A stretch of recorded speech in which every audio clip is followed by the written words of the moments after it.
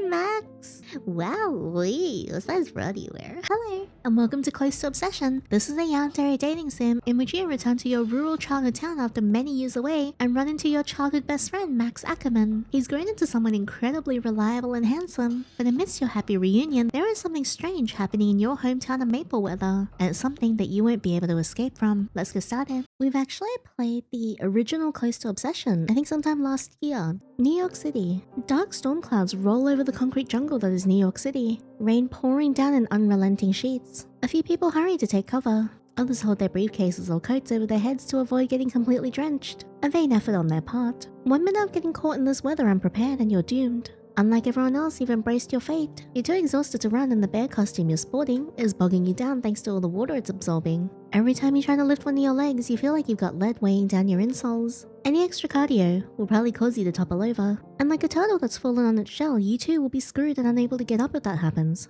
You regret not changing out of your work clothes. But what can you do? This is a result caused by your own lack of forethought and the consequences of my own actions. You mutter to yourself, earning strange looks from the other pedestrians. Not that you can blame them. You're the crazy person walking around in a bear suit late at night talking to themselves. Anyone would suspect that you're up to something shady. Not to mention, this costume has deep pockets, perfect for concealing knives as they are for hoarding goodies. But all I have are snacks in there, I didn't mean to. You may have snagged a few things from the snack table while the director was shouting at someone and had his back turned. You kinda went overboard. How many snacks do I have? But you don't regret it. You pat your sides, admiring your haul. Another night of instant noodles and you would have lost what little sanity you had left. At least now you have some equally unhealthy alternatives to choose from rather than choking down the same noodles again. You guys ever have like moments where you're just so incredibly busy and you can't really bear yourself to cook anything balanced, so you just eat like instant noodles with egg? But by the third night of instant noodles and egg, you just feel a bit sick? That's me. Not to mention, I can make rent on time this month. It's a benefit of abusing the freebie system at your job. Not that you hate it or anything. You're just doing your best to survive, using the few resources you have.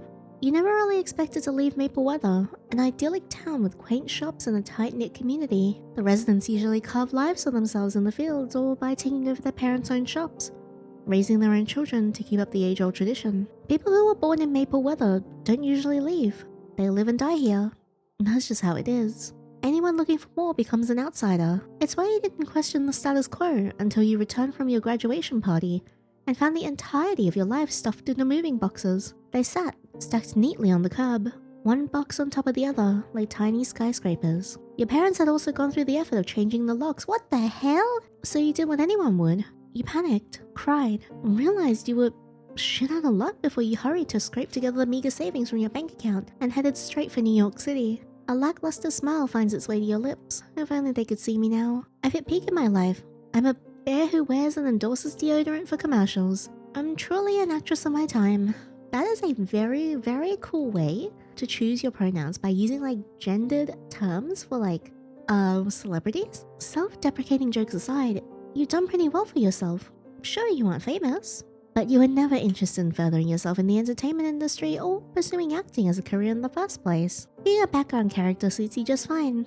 You're satisfied enough as long as you've got a roof over your head and a full belly. You can't ask for much else. You wouldn't dare to. You look down at your drenched bear suit and wince. Okay, well, maybe I could wish for some dry clothes. Lucky for you, you're almost home. Your apartment is just a straight shot past a large intersection ahead. A small crowd of people wait at the light. Sleek cars and taxi cabs zip by, pumping out exhaust in their wake, only for the smoke to dissipate thanks to the rain. You shuffle your way to the front of the crowd, careful not to step on anyone's toes. The last thing you need is someone screaming at you for scuffing up their Armani shoes and demanding that you pay damages. You glance up once, you stop just shy of the curb. Much better. Now you can at least see the light for yourself. As soon as the light turns green, you're booking it to your apartment and tearing off your bear suit. A nice, well-deserved nap will do you some good. Oh, I do like naps.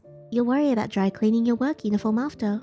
Maybe when the rain lets up. If the neighbors aren't locked in another screaming match, you'll consider today an all-round good one. What? You shift from foot to foot with growing impatience when a tall man wearing a hoodie steals your attention from across the way. Is he staring at me? Hello, do you come here often? You glance around before returning your attention to him again. Yeah, definitely staring. What's his deal? Upon closer inspection, he doesn't appear hostile, but rather oddly serene, like he's a man at peace with himself. You squint, noticing he's mouthing words that you can't quite make out. What's he trying to say? Does he want to talk? Do you know him from somewhere? An amused smile tugs at his lips and he shakes his head. You're so confused by the interaction that you're not paying attention to the way he steps off the curb and plunges himself right into Oh no! Their screams are hardly filtered through the paper-thin walls of your apartment. You put on some random live-tuber's gameplay channel in a poor effort to drown out the noise of your neighbor's marital spat. Clearly it's not working. They're getting louder by the minute. Something about infidelity. Something about being good for nothing. Something about threats of divorce. In about 10 minutes, give or take, they'll follow up with some aggressive bed creaking, using their argument as a weird form of foreplay to get their engines revving. That's a little weird. Whatever it takes to keep the magic alive, I guess. But marriage counseling also does wonders. You head into the kitchen and fill up a glass of water from the tap. You sigh as you hear the slam of a cupboard. It's not like you haven't brought up your concerns to the proper channels. The landlord brushed you off the first time you broached the subject, informing you that they've been at this for years before sending you a link for some noise-cancelling headphones. How about they buy me the noise-cancelling headphones, huh? So now you're forced to mind your own business. As long as they aren't killing each other, there's nothing you can do no matter how much you'd like to. It's another price of living in the city. You try redirecting your focus by coming up with a mediocre meal using the snacks you nabbed earlier. Picking up a cracker, you steal a small bite before wincing at the sound. Following it up with a sip of water only worsens the effect. Memories of the rain slicing through your lips bringing you back to hours earlier. Damn it. You squeeze your eyes closed. You can still taste the tang of that man's blood on your lips. Metallic, sharp, and just as jarring when he stepped off the curb into the path of an oncoming semi that finally tore his gaze away from yours. You stood there, shell-shocked, watching as his body flew a few feet away before hitting the pavement. The driver of the semi couldn't hit the brakes in time. Large oppressive tires rolled over the man's already contorted limbs. Bones snapped, crunching like tree branches, torn up by the wind, his head caving in like the cracked shell of an egg with the yolk spilling over. You swallow hard at the memory, your stomach churning. You plant your glass on the kitchen countertop to keep from dropping it. Suicide. You just bore witness to a man committing suicide. The moment felt so surreal, so out of place that by the time the paramedics had arrived and collected his body, you'd completely disassociated. You'd only snapped out of it after your neighbors started in on each other. You don't even remember stripping off your costume. One moment you were wearing it, and the next you were freshly showered, sporting a different set of clothes. Now here you are, your mind's struggling to process a stranger's death while trying to figure out what to eat. Maybe I should skip dinner. Doing such a mundane thing in the face of death feels wrong. You're not sure you could stomach much anyway. Handing yourself to the couch for the rest of the night. You sink into the cushions just in time to see the live tuber get jump scared by a sock puppet. He falls out of his chair before his head pops up, his headphones askew. His antics manage to bring the ghost of a smile to your lips. Beautiful, mind-numbing content full of humor. Just what you need. You're about a half hour in, starting to doze off when your phone screen lights up. You retrieve it from the coffee table. What's your agent calling you so late at night for? You answer on the third ring. Lee? What's up? Does something happen? Lee responds with the cheer of a man who's caffeinated and eager to take on the world. Hey, long time no talk. Just want to pop in and call for a real quick chat. That is not a good sign. Am I getting fired? Yeah, it's nothing bad, I promise ya, but do you have a minute? The tension ebbs from your body at his reassurance. Okay. Good. That's good then. I'm glad. And yeah, I've got time. There's a pause before Lee speaks. His tone lacking the earlier enthusiasm, now replaced with a touch of softness. Is everything okay? You don't sound like yourself. He's right. You sound beaten down and exhausted. Even to your own ears. Where's those acting chops of yours? You clear your throat and try and put on the performance of a lifetime. He doesn't need to know what happened. And you really rather not recount the memory for fear of reliving it in greater detail. Just tired as all. Probably coming down with something. So, what did you need? You said you need to talk to me about something. Lucky for you, Lee takes the bait. Right. So get this. I've landed you a potential gig. A big one. And I wanted to gauge your interest. Another acting job. You scratch your cheek. I know. You mentioned you're thinking about leaving the entertainment industry, but I promise this is something to write home about. And the best part? It's a long-term gig. Meaning, it's gonna be more than your average commercial. We're talking a real chance at stability here. Ain't that what you always wanted? This gives you genuine pause. This gives me genuine pause. That sounds predatory. A long-term acting job. Usually, those get swept up by the big names. People with their foot already in the door who have proven themselves. Not that your work is anything to sneeze at. You bust your ass to deliver on each and every project you've been a part of. Yes, they're all mostly commercials. Some of them only made for a local business with no intention of broadcasting to an audience outside of the city. But you put your all in it. What's the point of doing something if you're only gonna half-ass it? Your father used to say that while buried face deep in someone else's engine before gesturing for a tool. A solid piece of advice, all things considered. It's gotten you to where you are now, but you're not sure it's where you want to stay. You draw your legs up to your chest, lost in thought. Listen, Lee says, carefully punctuating the silence. I'll understand if you say no. It's your decision, and I gotta respect that. But I can't lie and say I wouldn't appreciate it if you heard me out. So tell me, friend, what's it gonna be? Hear him out. The choice isn't immediately obvious. You still take a few minutes to mull over the implications on what taking on such a large role could do to you. Make me famous and rich, hopefully? And you realize, while there's a few cons, they didn't outweigh any of the pros. For one thing, there's an opportunity for steady income. If this job is as stable as Lee says it is, then you can treat yourself to an actual meal for once. Since you moved out, it's been Sodium City, and you won't need to smuggle food offset. You can pay your bills on time, and you might even earn enough cash just to put the extra in savings. As for the second reason, tell me something. Are they shooting within city limits or an alternate destination? Oh, I can't remember the name of it. I'd have to look at my email again. But the site location is in a rural area. That cements the idea in your head. You could use a break from the city after the events of today. It's not always easy living here, and you sometimes miss your small town life where things felt simpler. A change of scenery could be good for you. Alright, Lee, I'll bite. Tell me the full scope. His response is instant. You can practically feel him beaming as he pipes up. I just knew you would hear me out. You're always a go-getter. So get this. He dips his voice into a conspiratorial whisper, and you can't help but smile over the fact that he's treating this news like a juicy piece of gossip. Your agent is never boring. And it's one of the main reasons you enjoy his company. Apparently, there's some bigwigs who got a series of novels to TV adaptations in the works. I'm talking bestsellers. Top of the charts of months with each additional release kind of novels. They got a good amount of source material too. Do we know what genre? Not that it matters, but your interest is piqued. You managed to take a sip of water without wincing for the first time tonight. It doesn't remind you of Blood and Rain, a mystery thriller with supernatural elements and a touch of romance later on. And why this role in particular? What makes you so sure I can get it? That's the thing. They approached me about you after seeing some of the work you done. They liked your acting chops, wanted to see if you'd audition for one of the leading roles. You nearly dropped your glass. They did what now? I told you when we first met, didn't I? You got that spark about you and you needed the right people to take notice. That's why I want to represent you. Your acting isn't that good, is it? Are you sure this isn't a scam? Or that they didn't mix up someone else you're representing? You need to believe in yourself more. You got what it takes in this line of business. I know you're satisfied with what you have, but it's okay to make goals for yourself and aim higher. I know. It's just surreal to hear. Not to mention you are mostly doing this to put bread on the table. You don't have grandiose goals when it comes to the entertainment industry. Yet somehow, you managed to stumble into a career that many fight tooth and nail for. No doubt, you still got to audition for the role. But the fact that they're interested in you speaks volumes. You're not sure how you got here. Okay. I'll go for it. You say at the same time Lee says, aha, found it. You blink at his sudden outburst. He gives a sheepish laugh and you can imagine him scrubbing the back of his head. Sorry about that. It's driving me crazy when I couldn't remember the name of the town they're shooting in. So I looked it up while we were discussing the other details. Point is, I found it. He then clears his throat before he speaks again. Have you ever heard of a place called Mapleweather, Connecticut? No, am I gonna get killed? 2 months later. Mapleweather, Connecticut. Crystal clear skies and a gentle breeze greet you once you hit Mapleweather. You step out the bus onto a narrow dirt road. I'm gonna get murked. The winding path made it impossible for the bus to navigate the lush wooded area. Thankfully, you don't have to travel too far on foot. Your destination is just a short walk ahead. You close your eyes and inhale the fresh, sweet scent of the grass, of dirt and summer blooms. It's hard to believe you returned. It's even harder to believe you landed a role for a TV series. You still had to audition despite the initial interest, but somehow you managed to land the role and now you're here back in your hometown once again. You're sure you'll see a lot of familiar faces in the coming weeks.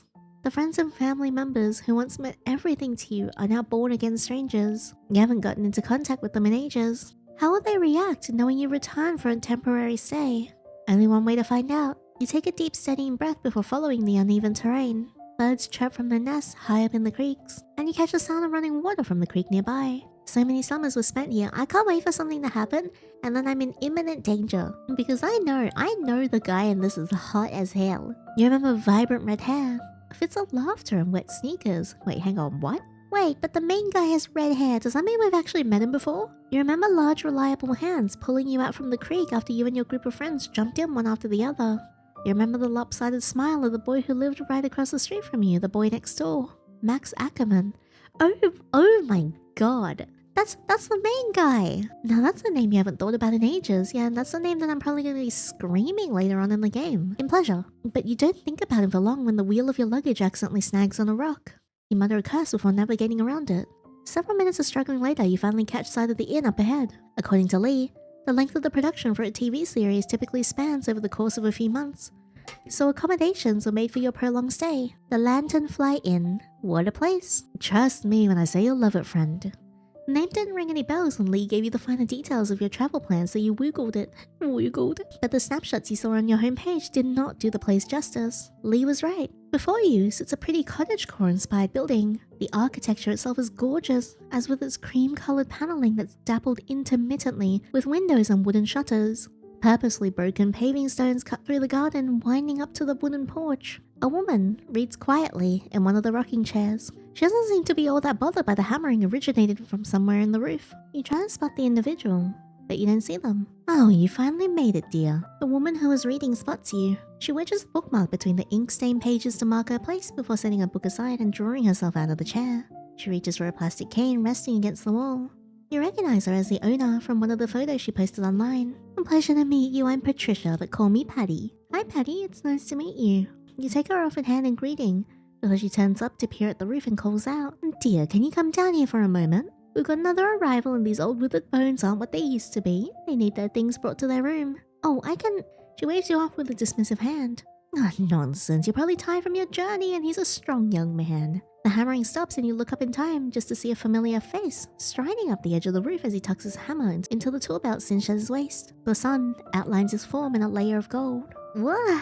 Hi, Max!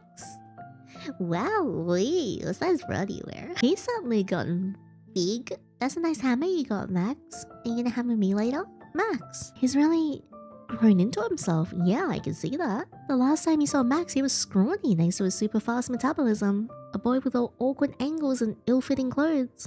What's with the color, though? Back then, you used to joke about how you could take him over your knee and snap him like a twig. But now you just wind up hurting yourself if you try. Maybe you can take me over his knee. How much milk did this man drink to get that much muscle mass? Sure thing, Miss Orchids. Just give me...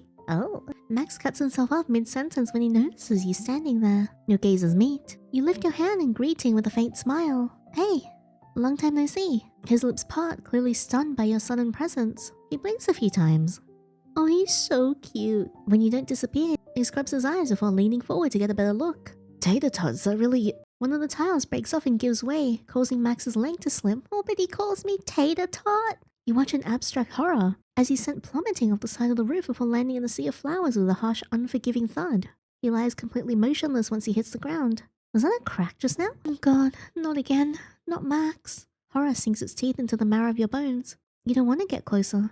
You don't want to confirm or see the blood that's surely pooling around Max's head, painting the once beautiful garden in a violent red. How could this happen? In your best effort to escape the memory of a stranger's death, you may have just bore witness to another. Max! Patty shuffles over to the fallen man.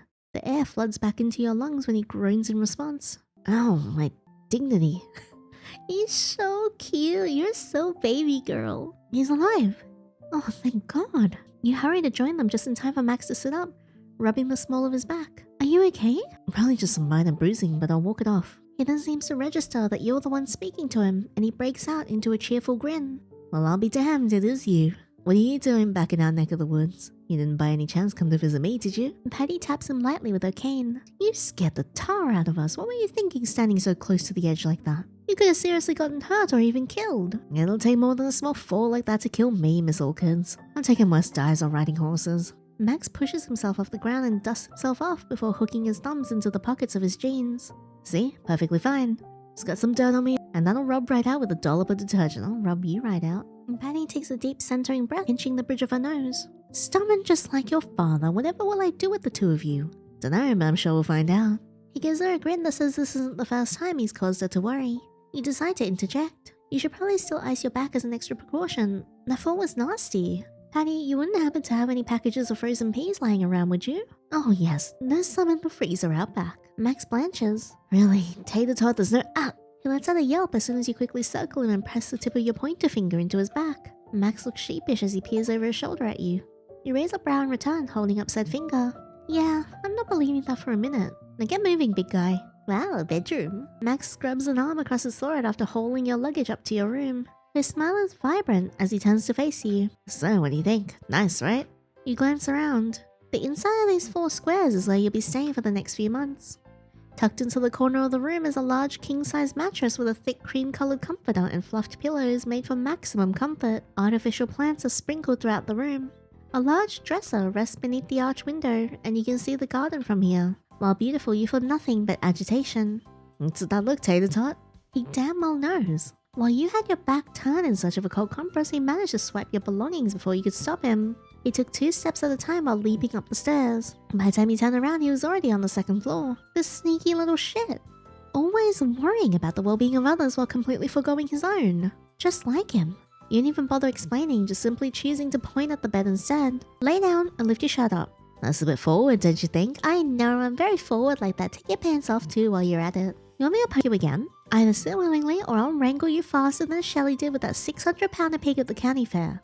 Max holds up his hands in surrender. He lowers his large body onto the bed, eating up a good portion of the space before obeying. You perch yourself along the edge of the mattress and take in the sight of his exposed skin. Your observation more clinical than anything. Well, my observation's not clinical. No visible bruising, so that's good. You pull the hem of his shirt up a bit more just to double check. But smooth skin is all that greets you. Did such a large fall really not hurt him? Max stiffens when you accidentally brush the small of his back while you're lost in thought. Sorry, did I hurt you? The tips of his ears are dusted pink. No, it just tickles. Uh-huh. His hand rubs the spot where you touched him, his gloves removed to reveal callous fingers. Probably as a result of all the manual labor he does. He had a habit of helping all over town when he was younger, and that clearly hasn't changed one bit. While some part of you is glad the kind giving part of him still exists, old worries follow suit. I'm sure he's very kind and he'll give me something later. That was kinda weak, Yinny. Max never knew how to say no to someone in need. You're not pushing yourself too far, are you, Max? You swallow your concerns, deciding not to voice them aloud. Instead, you lower the frozen bag onto the base of his spine before placing your hands into your lap. Max turns his head towards you. He rests his cheek on the crook of his arm. His warm forest green eyes twinkle with good humor despite his flushed appearance. So it's a diagnosis, Doc. Am I gonna make a full recovery? Do you want my honest professional opinion? Lay it on me. I'm a big boy. Yeah, I'll lay something else on you, alright? You try not to smile, deciding to play along. We still need to run a few tests. But I'm afraid it's not looking too good for you, Mr. Ackerman. By my calculations, you have a full 24 hours before your condition worsens and your body starts shutting down. I'd suggest making funeral plans. Tell your loved ones goodbye. Do what you need to before the time comes. A full 24 hours, huh? I could do a lot in that time. Yeah, I'm sure you could do a lot in that time. A lot of damage, you mean? Are you trying to say I'm a troublemaker, Tater Tot? Not exactly, but your clumsiness always manages to get you into the worst predicaments. Name one time. Really? You could have forced me to point out the obvious. Well, you don't have to, and I think using such a recent event is cheating, don't you? You're the one who asked me to give an example. You didn't state specifics. Give me a pen and paper and I'll outline them for you. Go and get them yourself if you're that determined.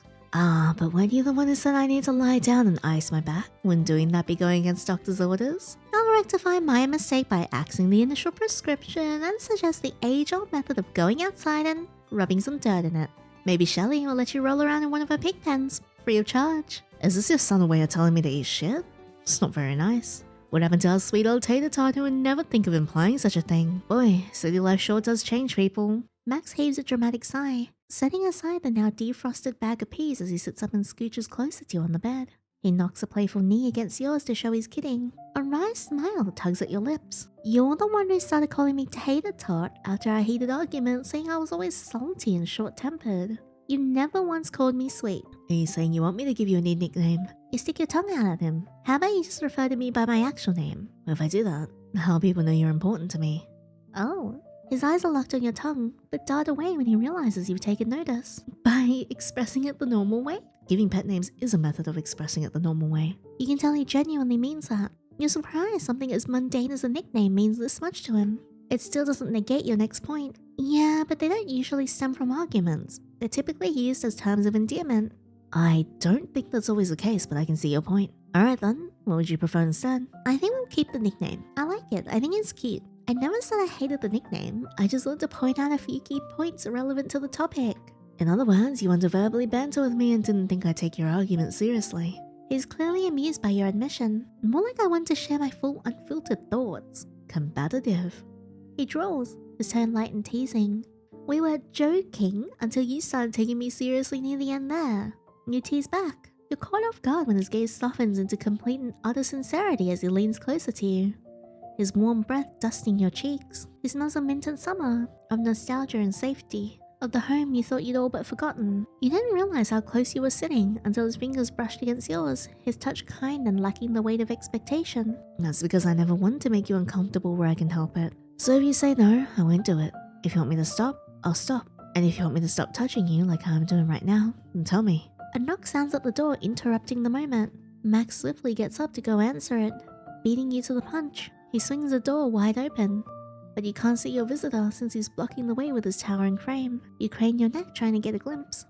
The floral print dress gives her identity away before Max does. Fancy seeing you here, Mrs. Orchids. Do you need something? Yes, dear, now please move so I can speak with my guest. Alright, sorry about that.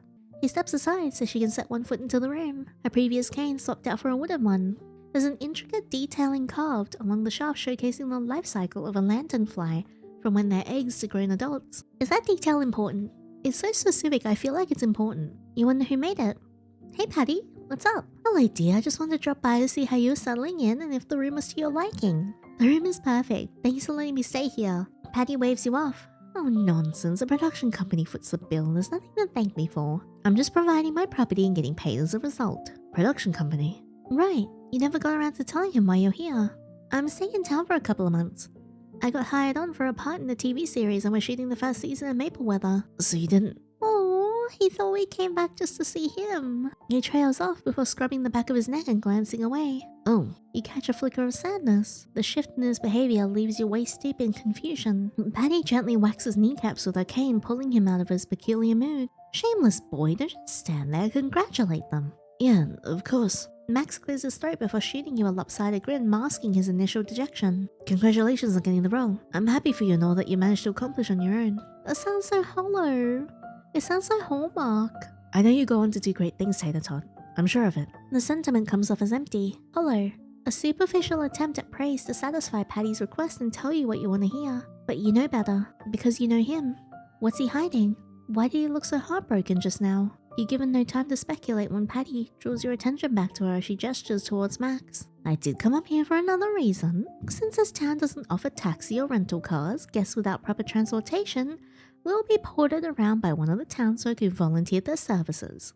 Max is one of those volunteers. I'm certain that since you're already so well acquainted, he'd love to take over the position. She gives Max a knowing side-eye as she drops her hand. Max rocks on the heels of his boots under her scrutiny, hooking his thumbs through his belt loops. He's still avoiding your gaze but keeps his tone light. Yep, just think of me as your personal chauffeur. I'll take you anywhere you want to go within town limits. Ooh, I get to ride him. So no spur-of-the-moment road trips. I turn to a pumpkin as soon as I hit the outskirts of town. So I'm afraid not. You need to take a bus if you want to go back into the city. Other than that, I'm all yours. Aww. I can even roleplay as your tour guide and point out all our hotspots here in Maple Weather if you want the full tourist experience. We can use it as an excuse to catch up. Maybe stop and grab something to eat or visit the creek. But if that doesn't work for you, his eyes meet yours and despite his best efforts to hide it, you can see the profound sadness again. Oh, we made him sad. The one that completely kills the light in his eyes. Then that's okay too. We can just keep things professional, or we can find you a different volunteer. Whatever you want to do, I'm on board. He examines the toe of his boot, like it's the most fascinating thing in the world. Now he's trying to avoid your gaze for fear of pressuring you. It's clear he wants to spend time with you, but for some odd reason he seems to think you might not feel the same way. Why would he assume that? You don't understand where his insecurity comes from, why it came out of seemingly nowhere, or why he's trying to hide it in the first place, but wait, no.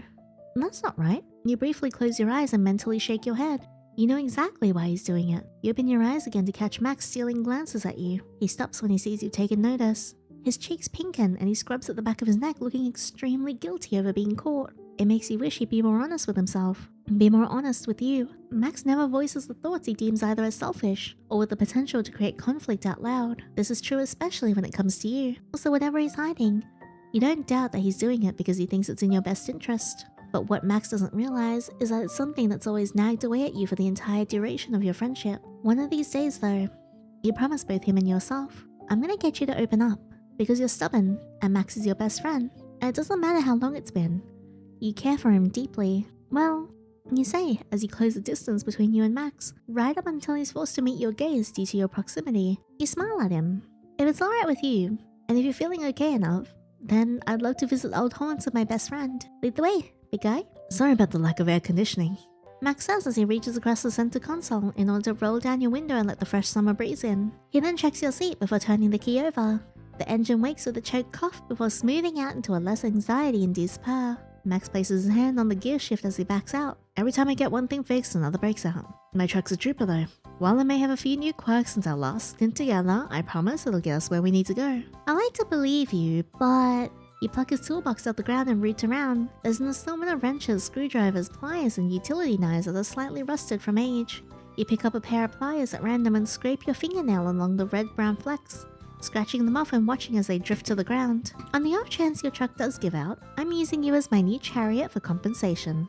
That's my one non-negotiable. You examine your work before wincing, realizing how much more rust is left. It reminds you too much of dried blood, of how it would look when it's fresh and diluted by the rain. You return the toolbox to the designated spot near your feet, and catch Max smiling at you with amusement out the corner of his eye. You just want an excuse to turn me into a horse and put a saddle on me, don't you? You said it, not me. Then we'll make a pit stop, and the feed store to pick up a few supplies. You're way too committed to the bit. I'm to please. Max shoots you a lopsided grin full of humor as he drives down the winding road that leads to the back of the main road. Branches whipping against the windshield. The road ahead is bumpy and full of potholes, but the atmosphere in the truck is light, playful. Despite the initial awkwardness back at the inn, whatever was troubling Max has disappeared. Good, that sweet boy. Who's probably also a killer, but let's ignore that for now. You're relieved. You forgot how much you enjoyed his company, and the idea of hurting him in any capacity bothers you. You still don't know what caused his initial reaction, or when you'll find an opportunity to breach the subject in the near future, but you're glad he's feeling better. You lean back in your seat, and take in the scent of maplewood trees and sweet-scented grass. Nostalgia hits you like a brick. You realize you missed this. You forgot the ease of being with someone who's known you your whole life while enjoying a simple drive. Sure, there's benefits to living in the city. New York offers anonymity and everyone minds their own business, but with it comes isolation, loneliness. There's no sense of community and it's impossible to make long-term friendships or truly connect with anyone. Coming back here feels like you never left. Like you've stepped inside of a time capsule where everything and everyone is the same as they've always been. Of course, you eye Max with your peripheral, with a few outward changes here and there. Yeah, speaking of outward, man, he's gotten huge. Max starts pointing out familiar landmarks once you hit the town center, which acts as a central shopping district. You start cracking up when he points to a random patch of grass in front of City Hall. You already know what he's gonna say before he says it. And over here is when I slathered myself in peanut butter because someone had the bright idea of collecting fire ants for an ant farm. Yeah, you. That was you. I was just a mere bystander minding their own business. You were the one who suggested using myself as live bait by covering myself in peanut butter. Okay, for one, I suggested jelly, the complimentary condiment to peanut butter. And two, that was Avery Barnes who suggested you slather it all over yourself like suntan lotion, not me. So I may have misremembered, but that was probably due to the trauma of being abandoned by my best friend in my time of need. He gives you a pointed look. You throw up your hands in mock exasperation. You were crying and I was running to get bug bite medicine. Excuse me for trying to run and get help. I think you just saw my grandpa walking into the town hall and ran because you were afraid of getting into trouble. I see right through your lies, tater tot. Again, that was Avery Barnes. You can ask Dr. Wes. I ran straight to his practice. I'm innocent. Likely story. Max purses his lips in an effort to hide the fact that they're twitching at the corners. He's clearly trying not to laugh. Just like him to egg you on no matter how much time has passed. The stinker. You have him brace your hand on the door handle. I'm starting to regret accepting the tour guide package. I think I changed my mind. I went out. Max immediately hits the button for the truck's central locking system without even taking his eyes off the road. Oh, would you fancy that? Seems like I've accidentally locked the doors. Looks like you're stuck with me. You know, if you were anyone else, I'd start screaming stranger danger and start banging on the windows. His expression softens. You know I never hurt you, tater tot. As for giving you a hard time. I sure love you to give me a hard time. He unlocks the doors as he goes to parallel park in front of a decrepit-looking building with boarded-up windows. On the left of the building is a market where almost everyone in town gets their groceries. And on the right is Ackerman's Hardware, a family-run business that Max planned on inheriting from his father after he graduated high school. Would you bet something seedy happens in that building with the boarded-up windows? Max shrugs. Oh, it's up for debate. I know, which again is why I implied you're the only exception to that rule. I can't imagine you going out of your way to hurt someone. It's not even feasible to me. You shake your head at the mere thought. The Max you know would never do that. Not when he's always bent over backwards to offer help to anyone and everyone in need, even to his own detriment. I don't know about that. Anyone's capable of becoming the worst version of themselves under the right circumstances. Max taps the edge of his steering wheel, his gaze distant. Even me. This admission surprises you. Oh, and what would your circumstance be? The seemingly innocent question gives Max genuine pause. 1 minute of silence passes. Then 2. Sweat drips along the small of your back at 3. The summer heat pulses in time like the ticking of the clock in the seconds leading up to 5. and you're left wondering if he's gonna answer when he faces you. He drapes his arm along the back of the steering wheel, wearing that signature smile of his, but there's an air of seriousness surrounding him. You're taken aback by the sudden tonal shift. I'm afraid I can't tell you that. He then leans forward and taps your nose lightly with his finger. You blink. The brief moment of tension disappears so fast that you're left wondering if you imagined it. After all, I gotta leave some mystery in our relationship so I can keep you guessing and coming back for more. Are you implying I don't know everything there is to know about you, Mr. Ackerman? You do not. I'm a man of many secrets. I'm sure I'll learn about them later when I get a hold of the diary you hide in your nightstand. I'll have you know I found a better hiding spot you'll never discover where. You put it between your box spring and mattress, didn't you? He looks at you with feigned exasperation. Can't a man just have a safe space where he can explore his big feelings in private? In a small ass town like Mapleweather, where entertainment is already so hard to come by, and run-of-the-mill gossip is treated as the daily newsletter? Boy, do I have some bad news for you. Don't tell me, I'd rather not hear it. You're only hurting yourself by avoiding the cold, hard truth. I like being in denial. It's a preferred state of living for me. Helps keep the optimism alive. Couldn't tell. Max lets out another bark of laughter before shaking his head and shooting you another smile as he kills the engine. Just sit tight and I'll grab the door for you. He then slips out of the truck and rounds the hood before opening the door and offering his hand to help you down. You didn't even think about it. You take his hand as your own slides over his slightly rougher palm. Well, his fingers curl over yours on reflex. His hold is considerate and thoughtful as the rest of him. The rest of him, well, I hope his windwham is inconsiderate and not thoughtful as it tears me apart. He's careful not to grip you too tight. Oh, by all means, grip me as tight as you want. Easy does it. We don't want you falling, but I've got you if you do. Is there a double meaning? His free hand goes to touch the center of your back to keep you stable. Brace there to bring you into the protective encirclement of his arms if you stumble. You slide out of the car with relative ease, your shoes hitting the asphalt with a resounding click. You smile at Max. Ever the gentleman. Thank you for your services, good sir. You're very welcome. He's still clasping your hand. Max? Are you gonna let me go, or...? Oh, right. My bad. He's quick to release you, the tomato red of his cheeks practically blending his face into the scarlet red of his hair. He coughs into an embarrassed fist before clearing his throat as he turns towards the direction of the hardware store, his voice like loose gravel. I wanted to make a pit stop by my loft before we head for the market, if that's okay with you. Your loft? We had the hardware store's attic converted into one a while ago. Figured I could use the space in independence rather than living with my pa for the rest of my life if I want to bring guests over. You can come with me or wait at the market where there's air conditioning if you prefer. I tell Mr. Abernathy would mind, whichever's more comfortable for you. I'm gonna follow him up to his loft. I feel like that's good. We can try heading to the market later. Let me go up with you. I want to check out this new humble abode of yours. You follow close behind as Max goes to unlock the store using one of the keys on his keyring. He's collected a bunch over the years. You don't doubt some of them belong to other shops around the town. Everyone here trusts the local handyman. I trust the local handyman. I want him to be handy with me. Max has never given anyone a reason to feel otherwise. I'll warn you ahead of time that I haven't gotten the chance to tidy up after work. Max says as he jiggles the lock. Summers are a pretty busy season for the shop and house calls. You probably need to watch your step. I'm not sure what I'll have lying around. His hand freezes on the door handle, his eyes popping wide open. He turns to you in a panic and quick as a whip. You know what? On second thought, why don't... But his words fall on empty ears as you eagerly bypass him in your excitement, unaware of his obvious reluctance. Inside the hardware store, dust motes float in the air like dwindling stars caught in rotation, as a breeze from the opening door stirs into life. Rows upon rows are pegs and shelves filled with powerful tools, building materials and housewares, you name it. The layout hasn't changed all that much.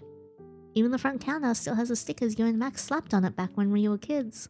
Oh, look at him. A splash of color. Max had said, back when he still wanted to be a famous artist. At this point in time, summer was nearing its end with the beginnings of the school year looming on the horizon. Your hand-me-down knapsack was freshly packed and ready to go. You'd come to terms with the loss of your freedom. Max, however, was insistent on making the most of it. You watch as he smacked on another sticker, this one overlapping his previous edition. Mostly because there was nothing left to cover. Do you really think that's a good idea? Your dad's gonna yell at you, you know?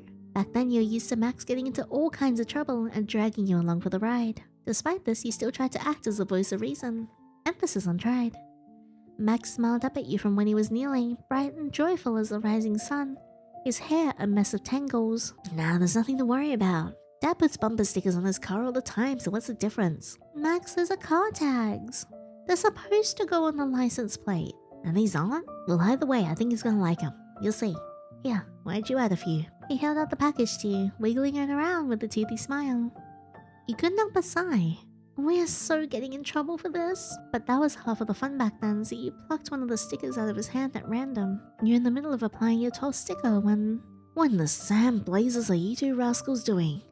The fuss is here. Abort, abort! Max then had the brilliant idea to barrel roll away from the scene of the crime, and wound up knocking you over in the process as you tried hopping off the counter. You both wound up tangled in a heap of limbs. The jig was up, and the ensuing punishment Max's father dealt was swift. Looking back now though, you can't say that you regret it. The stickers are a preservation of your friendship, and youth set on full display. A moment captured in time like any other. You forgot how spunky Max used to be. Your fingers dance along the countertop and you smile as you head towards the back. Right up until something snags at your shirt. You turn and realize it's Max who's caught a hold of the hem. The fabric pinched between his thumb and forefinger. He's covering his flushed face with a gloved hand, and he won't look you in the eyes. Can you just give me a minute before you come upstairs? There's something I need to take care of. Why is that? You got more secrets lying around? You're teasing him, but he doesn't rise to the bait as usual. He keeps quiet, his grip on your shirt tightening. You soften at the sight. You're not worried about it. It's just not something I'd rather share right now. You'll admit you're curious about what he's hiding, but you'll be remiss if you go around disrespecting his boundaries like that. You pat his shoulder in reassurance. Okay, but just know you're only getting 5 minutes. Use them wisely. He instantly relaxes, shaking his head with a smile. So charitable. 4 minutes, 45 seconds and counting. Max bolts into the back rooms before you can finish, and you hear the distinct thump of boots that no doubt leads to his loft. The floor creaks overhead and he shuffles around. You decide to make yourself useful while you wait. There's a box full of misplaced items needing to be restocked sitting on the stool behind the cash register. You grab it and begin the methodical process of putting everything back in its proper place. Glad you found something to occupy yourself with. Nails, spray paint, and wire cutters are the first to find their homes. Then the welding helmet, screws and nuts and bolts. You're in the process of placing the last item, a quart of oil, onto the shelf, when you spot movement in one of the rearview mirrors hanging from a peg in the same section. The mirror faces a storefront window at an angle and you catch a glimpse of someone walking past. That's so creepy. What the hell? Although skipping is a more accurate descriptor, that's so gross. I get really unnerved and scared by people doing like unnatural or out of place movements. So that like freaks me out the most. They swing their arms in wide arcs, as far as they can go without dislocating their shoulders. Their movements far from fluid. You find it rather clumsy and all too quick in comparison to the stiffness in their legs as they bring their knees up to the same level as their chest with each hop. Oh my god. Almost like they're not sure how to operate their limbs. You assume it's a kid messing around. It's not uncommon for busy parents to let their restless children run around the shopping center, but you realize your mistake as they pass by the door. They're tall, far too tall to belong to the height of a child. You also notice that they're wearing a bear mask that harbors an uncanny resemblance to the one you wore for your commercial shoots. I don't like this. I don't like this, I'm scared. Only, this one looks older as if worn from time. Instead of soft light brown fur, this one's tinted the color of mildew. There's a tear in one of the ears, probably about the length of your thumb, but worst of all are the eyes. Human, glassy and bloodshot. It takes you a moment to realize they're humming. The sound is low and muffled, but you can still make out the lyrics of their impromptu melody. Oh teddy bear, you've lost your way. Now your fur is almost running away. And the stuffing, you're dragging it along. Oh teddy bear, which way have you gone? Now your fur, it's all so wrong. The stuffing, you'll have none left before dawn. Oh teddy bear, oh sweet silly teddy bear, is this why we have to say so long? You recognize the tune. It's the same one that you used to skip around while wearing the same exact bear mask on set. They turn it into a nursery rhyme instead of a jingle. Your hands begin to shake. If fear threatens to consume you, your breathing becoming labored and unnatural. No, you swallow hard and tighten your grip on the box, using it as an anchor to quell the tremors. Are they one of the locals? No one capable of pulling such a weird or creepy stunt comes to mind. They'd sooner be admonished by the townsfolk. Maybe they're a potential fan who knows I'm in the area, but the idea seems both like a stretch and the worst of the three. What kind of fan would do something like this? The only kind you can think of are the ones you hear about on true crime podcasts. Perhaps there's an event going on that I don't know about. It's the most feasible, but they don't hold any cons in this area, and no travel buses will bring them here as a pit stop. It wouldn't make sense. Each time you debunk a possible justification for their odd behavior, the more your inner dread builds. It's fine.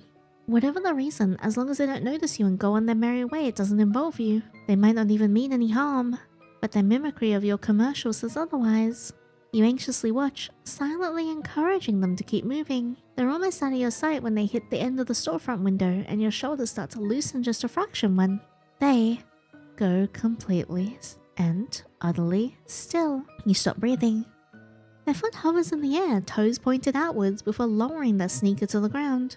The movement itself is slow and jerky, a sharp contrast from how they acted 2 seconds earlier. Their head ticks in your direction like a broken wind-up doll turning its head. And they examine you.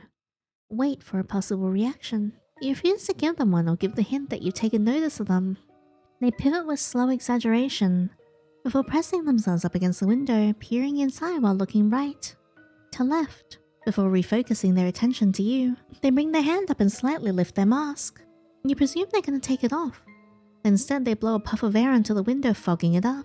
You squint as they bring up their pointer finger. They're writing something. I know you're watching me. The smiley face is so creepy. Your entire body goes cold as they wipe away the words and repeat their process of fogging up the window. Want to play with me? I promise I'm more fun than your friend. When's the last time you checked on him? Anyway, how do they know someone else is here with you? Wait, you suck in a harsh breath and your head jerks towards the ceiling with gnawing horror. You don't hear Max's footsteps anymore. Not even a creak. You drop your chin and finally spin towards the window, but the stranger is gone, leaving one last smiley face in their wake with the eyes X'd out. You hurry to check the locks. Rattle. Thankfully, Max must have locked them after you entered. With that concern out of the way, you head towards the back, rushing up the creaky wooden staircase. You burst through the loft door without warning. You stumble in your panic, as one of your shoes catches on the wooden flooring, one of the panels lifted a centimeter higher than the others. By some miracle, you manage to catch yourself. Max? Max? Your eyes do a quick scan of the surrounding area. There's a coffee-colored couch with a matching tea table in the dead center of the living room.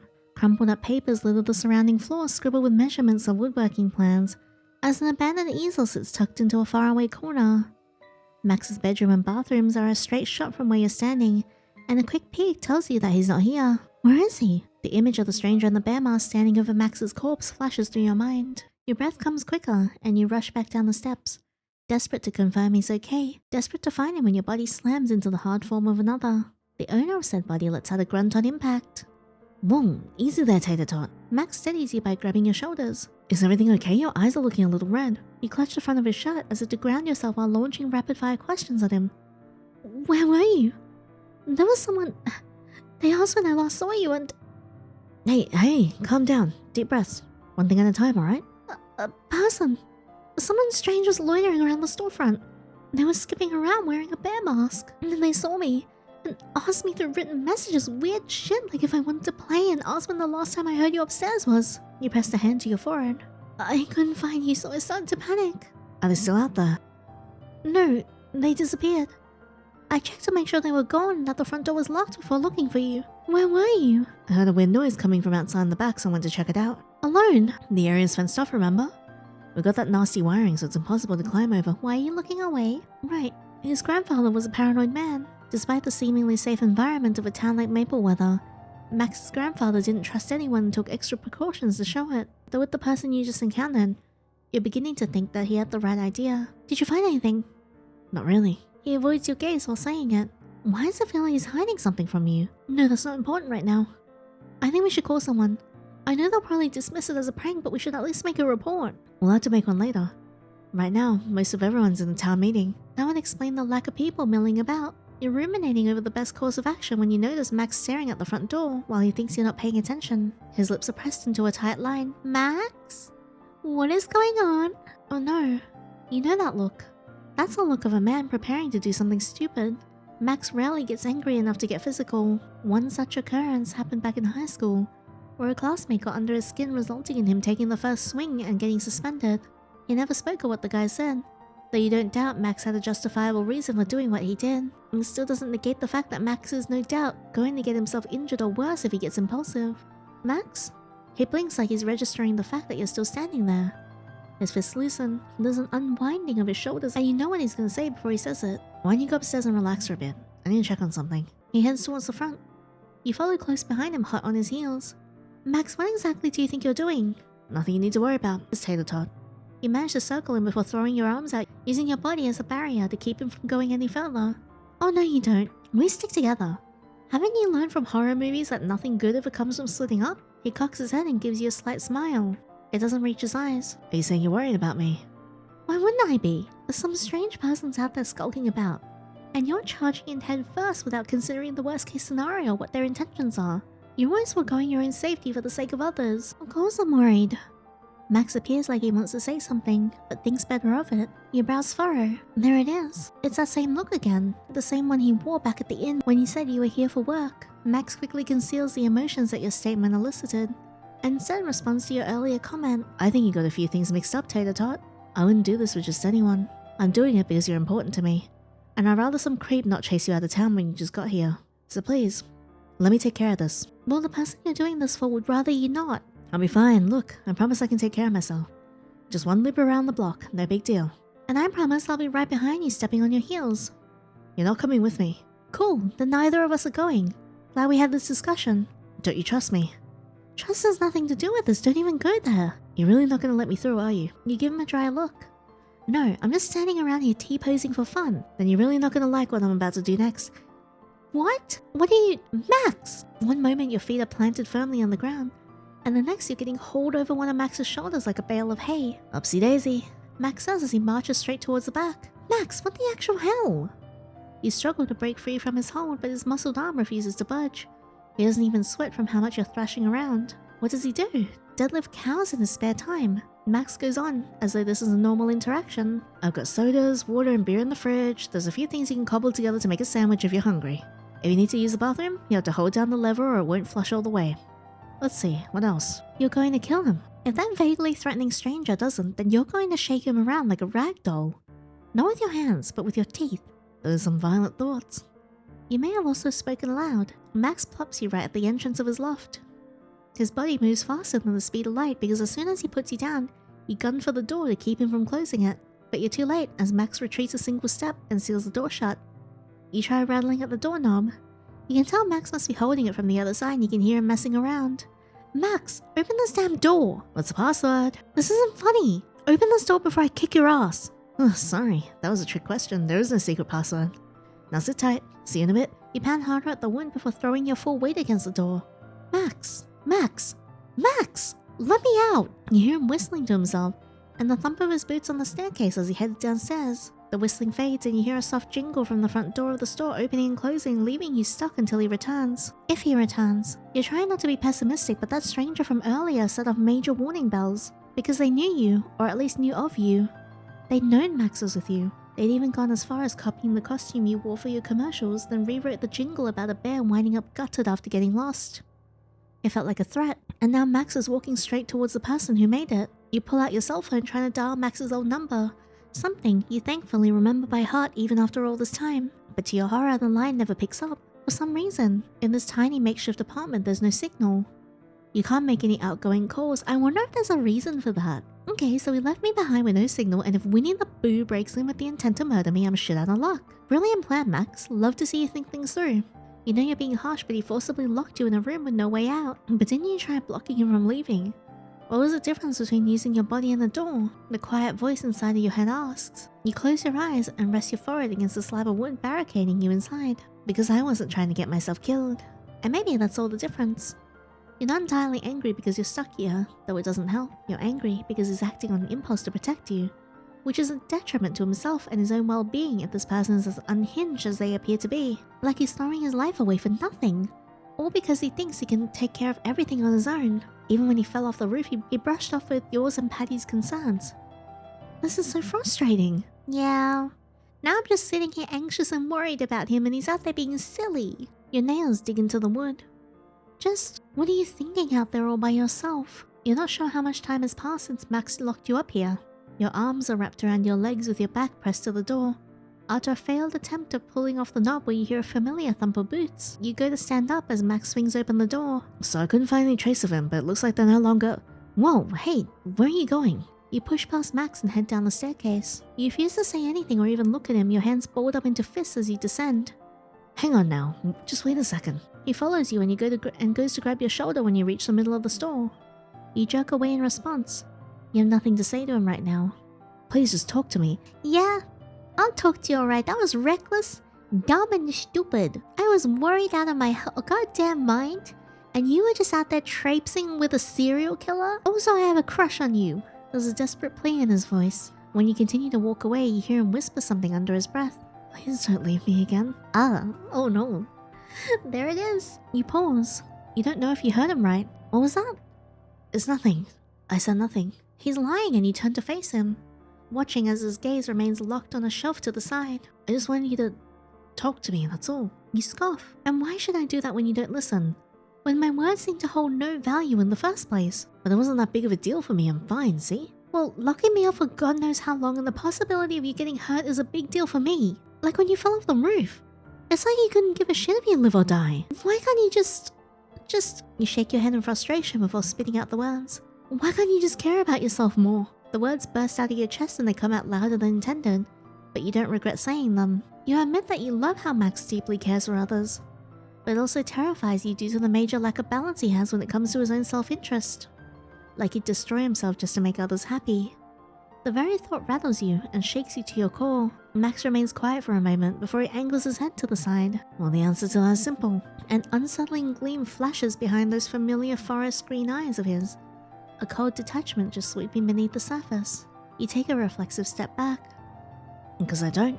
If I die, it doesn't really matter all that much to me. But when it comes to you, he shakes his head. I don't care about my safety or well-being, that's a fact. But to me, as long as you're breathing, as long as you're safe, nothing else matters. Because if you weren't... He steps into you and brushes your cheek with the back of his knuckles. As he bends down and turns his lips towards your ear. His voice is a gentle murmur. The world could not handle me, or the thing that I become. Max? Max? His Yandere type so far reminds me a bit of like Gasai? Like there's no desire to hurt you, but there's a desire to hurt others. The air rushes out of your lungs at the intensity of his confession. A stark contrast to his soft and gentle touch. You swallow hard. Yeah, I'm sure I'll swallow hard later. For some reason, the memory of Max saying that anyone could become a monster under the right set of circumstances comes rushing back to you. Were you his reason? The thing that could tip him over the edge? Or is he just being dramatic? You genuinely can't tell. Or maybe you're hoping that's not the case. You try to calm the frantic and unsteady beat of your heart and turn your face slightly towards his. He's so close you can see the flecks of gold in his irises. Feel the body heat radiating off of him in waves. And if that makes me uncomfortable, you ask, your voice quiet. I avoid doing most things that make you uncomfortable where I can help it, but not when it comes to your safety. That's my one non-negotiable. So even if it means I have to do things that'll end up making you hate me, I'll do it. Whatever it takes, I'm gonna do everything in my power to keep you safe. You realize how insane this sounds, right? Was he always this intense? You don't remember seeing the side of him before, and most of your days growing up were carefree and lacked any actual risk. Maybe he's right. Maybe there are things you don't know about him. I guess you can say it does. But if I ever have to see you He cuts himself off, as though he's wary of sharing too much and his gaze shudders. If anything were to happen to you, I know myself well enough to know I couldn't handle a world without you in it. And why do my feelings not matter if I ever have to see the same happen to you? Because it's clear you can live without me. You balk. Is that what he really thinks? But yes, the conviction in his voice portrays his honest feelings. Do you really not think I care about you? So much so I'd be fine if you died. He drags his gaze to the floor and you can tell whatever he's thinking is linked to what he tried hiding from you back at the inn. The same tortured expression comes over him. Sorry, I shouldn't have said that. No, Max. Tell me what you're really thinking. He shakes his head. He still won't look at you. I don't think that's a good idea. We should just take a breather for the night. Max will run into the same cycle if we don't address it. No, you're already stressed. You've had a long day and you see that? That is the entire problem. You say, interrupting his stream of words. My life over yours, my wants over yours, my needs over yours, my feelings over yours, my life over yours. Max, I'm not uncomfortable because you want to keep me safe. Aside from the obvious and you locking me in a room to, quote, protect me, I'm uncomfortable because you're doing everything to the detriment of yourself and your own well-being. For once in your life, just do what you think is a selfish thing and tell me what's on your mind. Stop worrying about what I'll think. He shakes his head, taking a step back, but you refuse to let him fall into the same old habits. Because if he keeps going, he will get himself killed. You grab onto his wrist.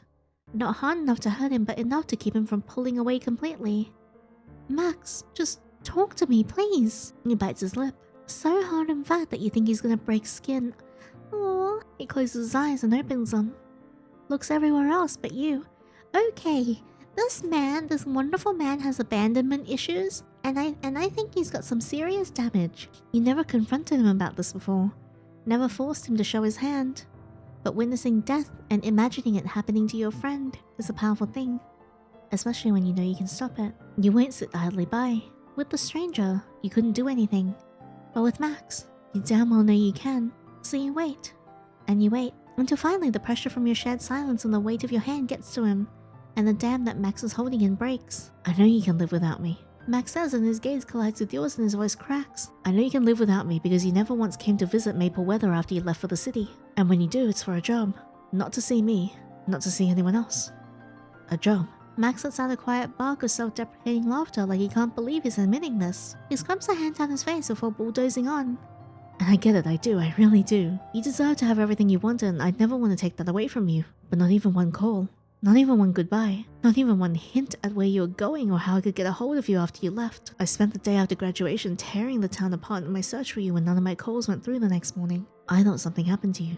I was scared shitless and I couldn't take it. My head kept going to the worst case scenarios, figuring that you wound up injured or in the hospital or left for dead. I went near insane only to find out through the grapevine that you up and left when your parents kicked you out. So then I calmed down a little and waited for you to reach out. I figured you needed time to settle down. Time to gather your bearings and adjust to your new routine and new way of life. It was understandable. But then days of waiting became weeks. Weeks became months. And time kept marching on. You never called. I forced myself to accept the reality of never hearing from you again. Or never seeing your smile or hearing your laugh or feeling your anger or talking about your day or all the little moments that made my world just a bit brighter. Yeah, why wouldn't I at least leave my number? I'm sure it'll be explained later. He tears a hand through his hair, his ponytail coming loose like a spool of thread unraveling. He looks like he's trying not to cry. You say I'm your best friend. You say you care about me. But if that were true, then you would have contacted me. You would have given me something to work with. I'm not saying you had to. If you want to cut me off, then okay, I get it. Maybe I did something to warrant that reaction and need to deal with the consequences. But now I'm struggling with the concept of you saying that you care about me, when what you said and what you done are two wholly separate things. Oh no, I feel so bad. I genuinely can't make sense of it. Max, No, don't. He shakes his head. Don't look at me like that. Don't look at me like you pity me. I'm not some childhood pet you left behind, Tater Tot. I'm a man who's been sitting here in the wake of your absence wondering what I did to push you away from me.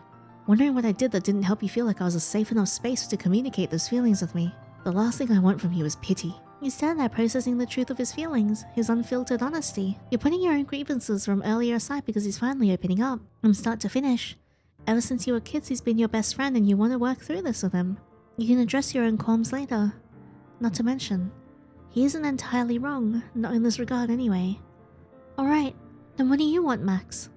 No matter how selfish you think it is, no matter how it affects me or anyone else, what do you want? His eyes go to your lips.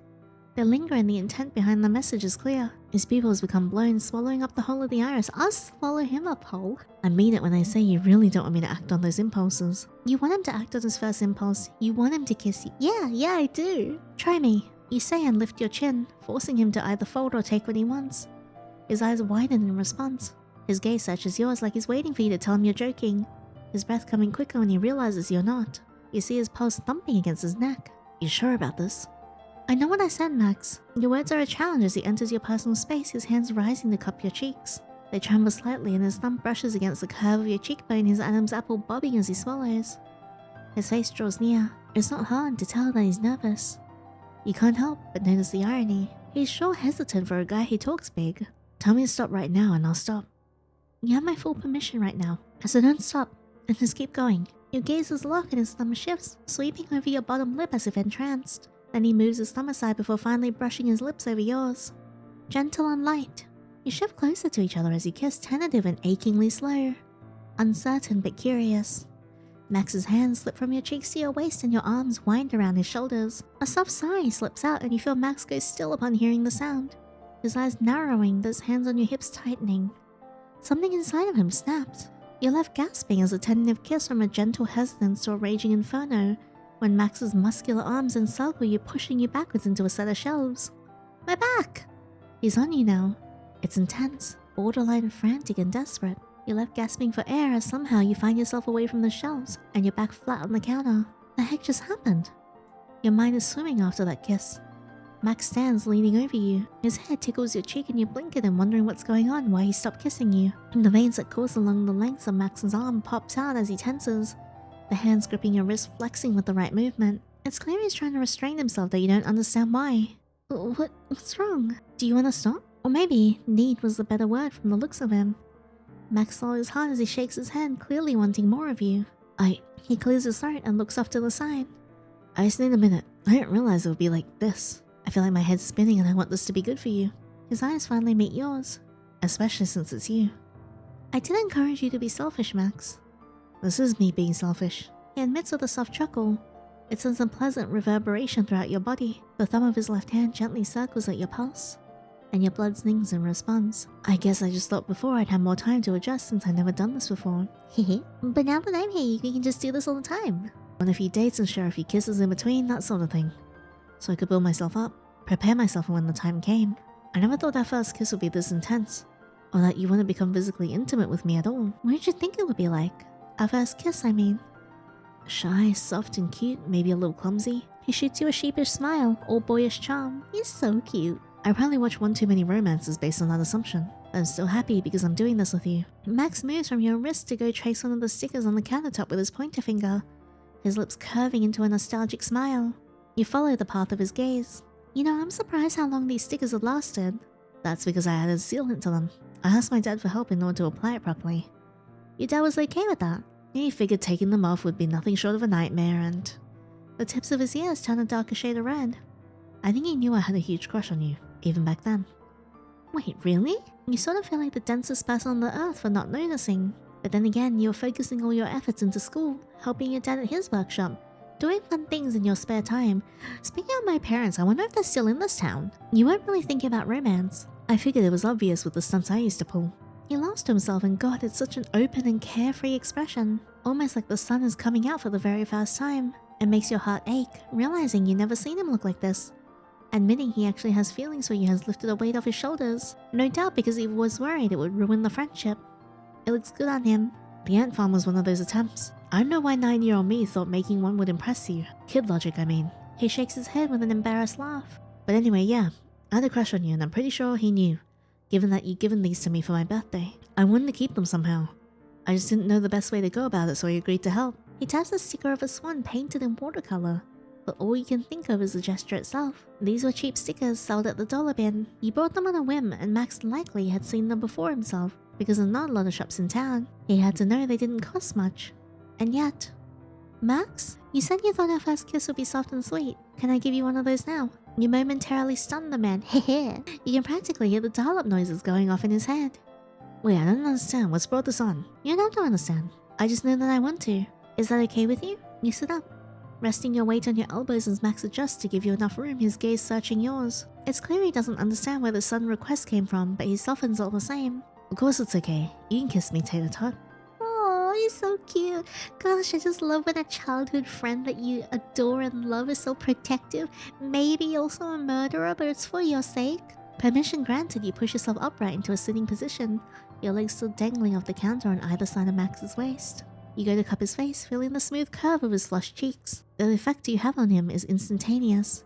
He melts under your touch, nuzzles into your palm before kissing it with gentle reverence, his large hands folding over yours. Max squeezes the tips of your fingers, spots your expression and mistakes it for hesitance.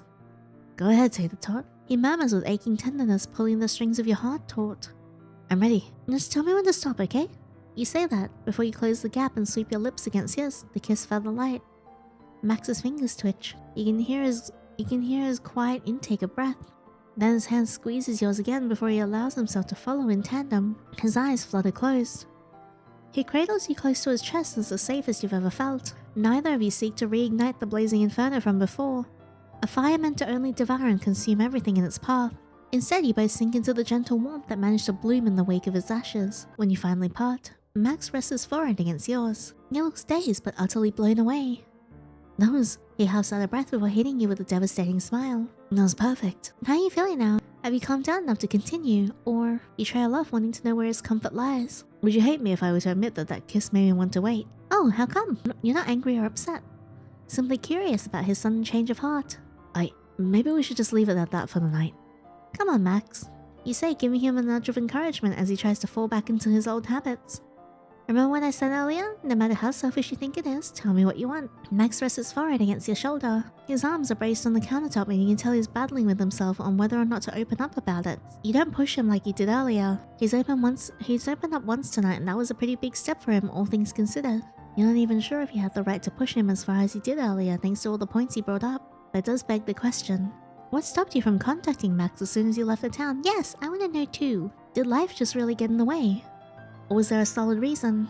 But every time I try thinking about it, it's almost like Max distracts you from sorting out your thoughts by planting a single kiss against your cheek, one of his hands moving to touch your waist. Max? You can hear him swallow. It sounds painful, like he's almost got a bed of nails stuck in his throat. What's wrong? No.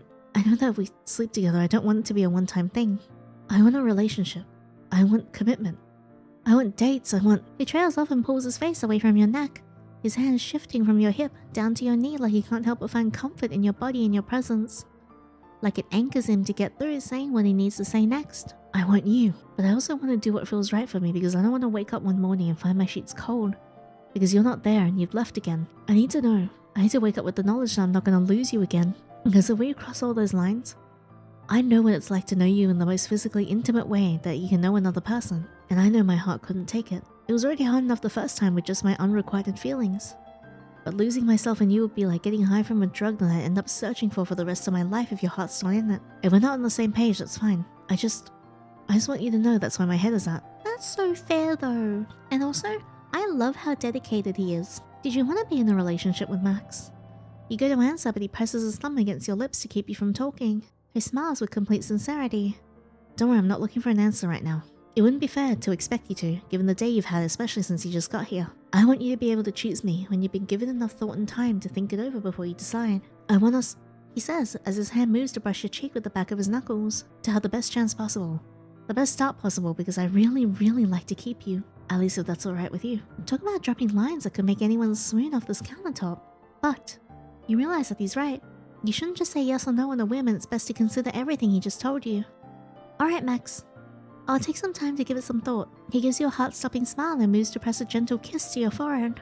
One that's full of sincerity, and what you can only describe as filled with adoration left completely unchecked. There's no doubt left in your mind. This man loves you. Thank you. He murmurs against your skin before drawing back again to help you down off the counter. Since we probably won't be able to get a hold of the authorities until tomorrow, maybe we should put a pause on our outing and exchange it for a day in. I can make you something upstairs, we could watch a movie. He coughs. Maybe cuddle. Aww, I'd love to. What was that? It's got a frog in my throat, so what do you say? Well, you did say you want to catch up with him, and while this wasn't exactly what you planned, you decided to go with the flow. As long as you don't lock me in your loft again.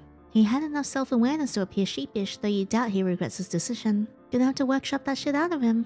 You'd rather be his equal and stand beside him than let him do all the heavy lifting. And you genuinely care about him enough that it makes you want to become stronger. Someone you can rely on, not have to worry about. Anything I can do to make it up to you. He rocks on his heels, threading his thumb through his belt loops. I'll think of a couple things, Mr. Ackerman. Ah, so I've lost first name privileges. Damn right, you gotta earn that back. You say as you both head past the counter, through the open door and towards the wooden staircase that creaks with every step. Max barks out a laugh, tossing his head back. You think I'm joking? He shakes his head and follows behind you, his hand resting on the banister. His eyes glitter with both amusement and sincerity. No, I'll take the tot. I'll work on earning back your favor. That's what I thought. You're unable to hide your returning smile as you ascend the steps. Creak, drip, creak, drip. What is dripping? What's that dripping noise? The sound gives you pause. You stop in your tracks, listening for a moment to discover that it sounds like it's coming from underneath the staircase. Is something wrong? No, I just keep hearing this weird dripping sound. Do you hear it? Max listens for it. No, I forgot about that. It's just a leaky pipe. Don't pay too much mind. I'm planning to fix it later when I get the chance. Alright, but this is another ploy to trap me in your apartment via flooding. I'm using you as a floaty device. You resume your climb until you reach the top of the steps before turning to point threateningly at Max. No funny business. Max holds up his hands in mock surrender as he steps into the apartment. No funny business from now on. The door clicks shut behind him. I promise. I'm kinda scared. Drip, drip. Oh no! That's just the head. Did Max just behead someone? Oh no. Oh my god. Colt Ackerman, Max's father. City Hall in Mapleweather, Connecticut. Town meeting. An immense pressure builds between the bridge of his nose and eyes. He tries pinching it to soothe the ache. Nothing helps. You're right there, Colt. Colt Ackerman, former owner of Ackerman Hardware and father to Max Ackerman, nods despite the fact that he's not. He hasn't been ever since he went out in the woods. The damn foxes were getting into Neil's chicken coop again, so he figured he'd try warding them off with a few nasty scents to deter their antics. It was the most humane way he could think. Meanwhile, old Billy kept complaining that they needed a gunshot between the eyes. Stupid Billy. But the point was, Colt refused and did things his own way. He started circling the long stretch of Neil's expansive property about 12 acres before he'd seen it. A trail of blood. Specks here and there that led Colt to furiously believe Billy had taken it upon himself to shoot the foxes. He followed that trail only to discover the horror from where the blood originated. No matter how many times he closes his eyes, he can still see it, smell it, choke on the stench of decaying flesh simmering underneath the heat of the summer sun. They died a terrible death. Their jaw was open, locked in an eternal scream with their eyes glazed over. 50 years of peace and now. Colt blows down a steadying breath as the townsfolk argue about seemingly innocuous things. Which roads to fix, when they're going to hold the county fair, and what fundraisers they're going to do for the schools next year. It's an endless stream before there's a click of dress shoes, not work boots, stepping up to the podium. The mayor has arrived. As they sweep their gazes across the room, everyone quiets to a hush. Shelley appears taken by surprise. The hell are they doing here? Did you know about this? Colt doesn't respond. It's not common for the town mayor to take part in these gatherings. Usually they're tucked away in their office. But today they're here on his behalf and because of what he found and what it means to them. For all of them, I apologize for the sudden interruption, but I'm afraid there's something I must address. They turn and suddenly the lights dim. An old projector has been set up and flares to life. Behind Mayor Varick, it displays a photograph, the date written in the top right corner. Someone gags. Billy hollers obscenities. Neil stands up before sitting back down as if he doesn't know what to do with himself. Shelley winces and hisses through her teeth. Her husband, Dr. Wes, claps a hand over his mouth, the scene far more brutal than likely anything he's ever witnessed in his own practice. And Colt remains unfazed because he took the picture, knowing it was far worse in person. And come to you all today with solemn news. Earlier this morning, one of our very own found a body located on the outskirts of town. The body has not been identified yet, but thanks to its presence, we can confirm one crucial fact. They turn towards the crowd. Their eyes meet with each and every person in the room until they finally fall on Colt, who knows what they're gonna say. Their jaw tightens as the word oozes from their lips like drainage from an infection. The next culling is upon us. That's so interesting. Did our parents send us away to avoid us being caught in the culling? That's so interesting. That was so good. I want to do the two scenes that I missed, which is head to the market for this one, and also the second one is when he tries to kiss you, there's another option instead, so I want to try that one and see where that takes us to. I think I'll drop by the market and pick up a few things while I'm there. Is there anything you want me to grab? Ice of the cooler would be a good start. He thumbs at his lip piercing in thought as he goes to pull out his wallet before handing it to you. I've already got a mess kit we could use. And there's the other benefit of being near the creek, so if I grab my fishing gear, I could... He's mumbling to himself and gone off on a tangent. Max? How about you text me if you need anything in particular? He flushes. Right, sorry, my bad. Yeah, I'll text you if we need anything. Meet back here in a few? You got it, big guy. You give him a mock salute with his wallet before you both go in your separate directions. Oh, trusting me with his wallet? The market isn't like any of the big chain stores you see in more densely populated areas, but they've got a decent amount of stuff in stock. You start heading for the bakery section when you pass by a corkboard. It gives you pause and you stop to examine the portraits. Missing persons. A lot of them are extremely old. Some of them range from decades ago. Very few people go missing or without notice in such a tight-knit community like Maple Weather. One picture in particular snags your attention. Oh, that's right. You give a quick cursory glance around to ensure no one's watching before you gently unpin the yellowed slip of paper. The image and the words are faded, but you recognize that smile anywhere. Max Ackerman. Date missing. 13th of June. Age 12 years old.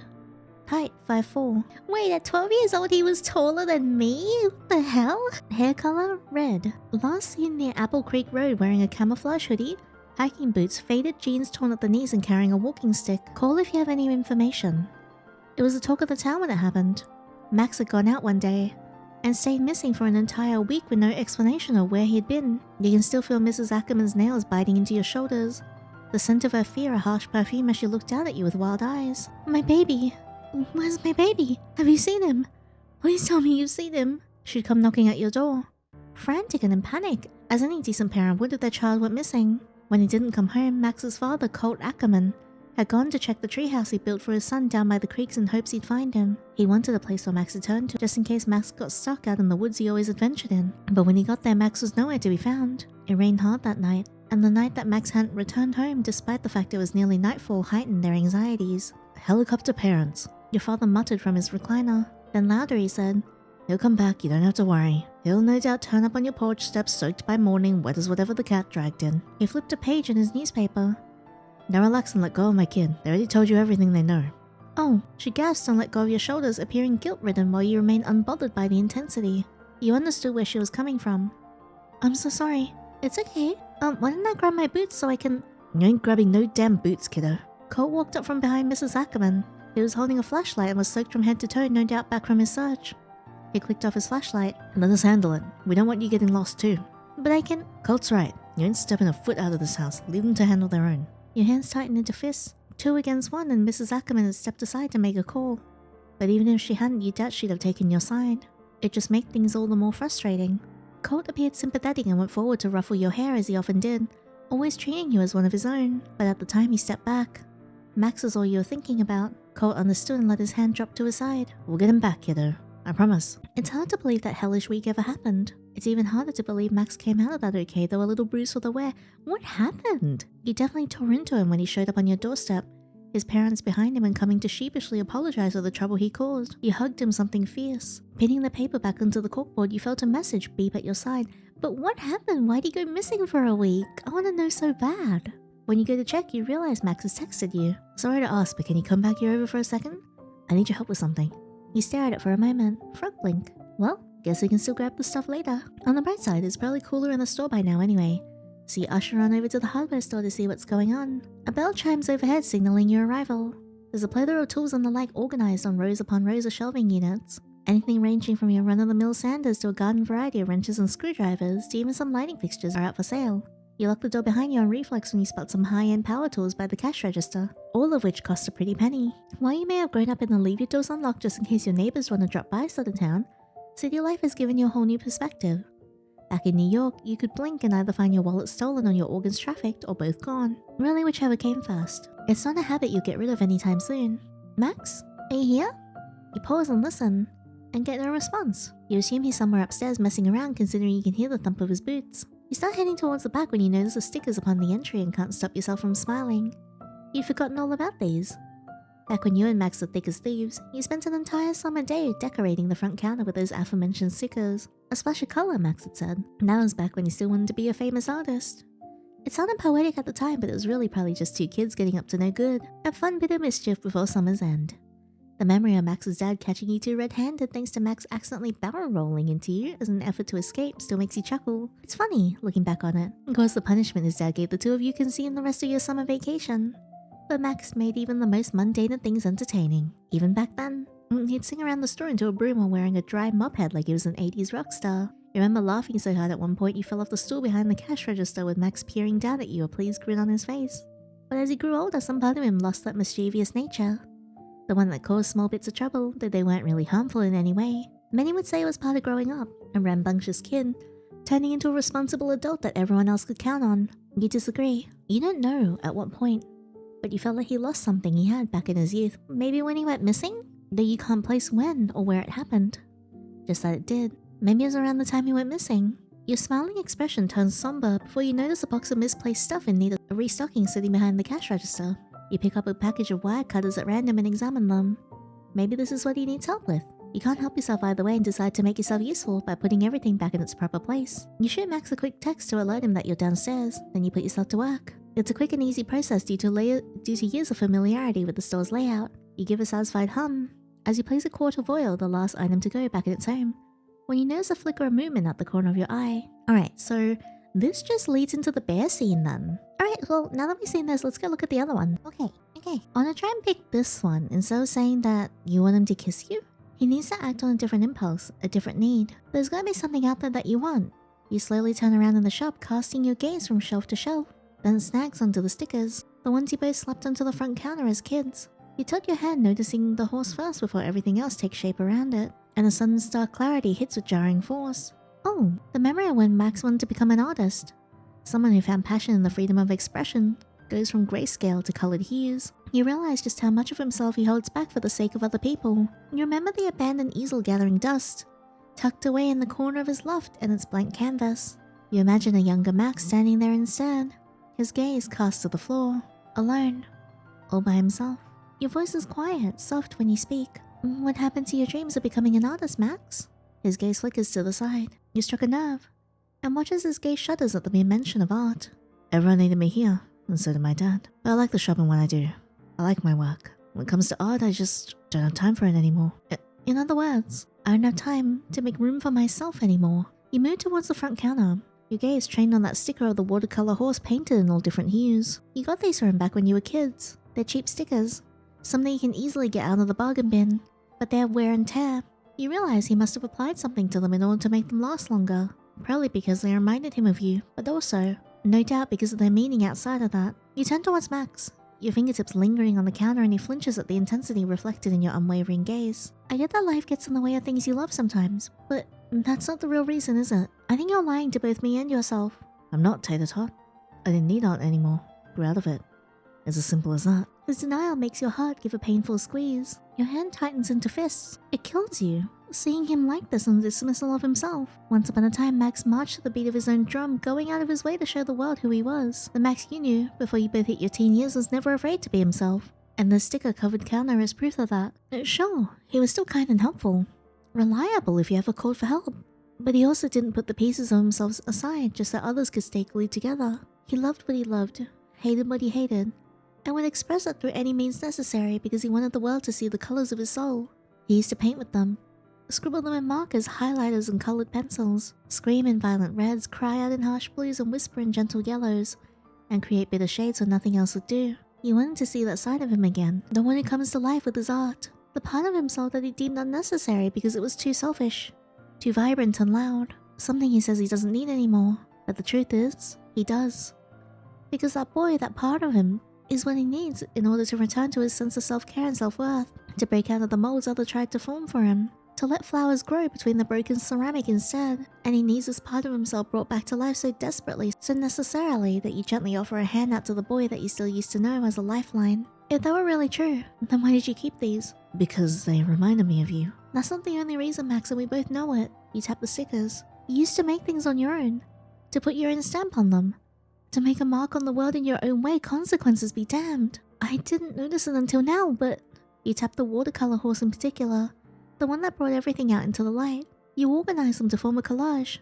Memories from that summer and long before that. Things that stuck out to you. Adventures you used to go on, things that breathed life into you. Max, what happened to the boy who used to live for himself too? You fully face him now, his eyes are cast to the ground and his hair is covering his face. The boy who viewed the world in depths of gold. The boy who lived life, not just for the sake of making others happy, but for himself. Did he just up and vanish? Or did you lock that part of yourself into a corner just like that easel? You take a step forward, he takes a step backward. He shakes his head and whispers something you don't hear. A soft, don't. As you continue to push on, are you trying to avoid him? Trying to wait things out and hope that time ultimately destroys all the truths you can't admit to yourself? Letting him gather up dust instead. He sucks in a sharp breath. You take another step forward and Max responds with another step backwards. He stumbles into a shelving unit. A can of spray paint falls to the ground on impact, rolls, until it hits your feet. You pick it up, continuing to press on. Because I know he's still in there, Max. I know he's still waiting for you to take the first step forward to acknowledge that he still exists, that he's still trying to reach out to you, and that no matter how many times you try and push and shove him away, that he'll always be there. Hoping that one day you'll let him out. Enough! His voice pierces through your words like a fissure cutting through glass. Max scrubs a hand down his face as you fall silent. Please, just stop. You let your hand drift to your side and you realize he's breathing hard. You let him take the time to collect himself.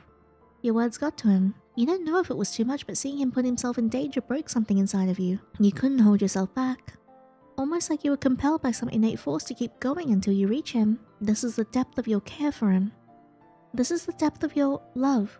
Romantic. Yeah, I want to do that. You understand that now. Max clears his throat. I'm sorry. I shouldn't have shouted like that. That's not something you should apologize for, Max. Sorry I pushed you as far as I did. Your hand tightens around the can of spray paint.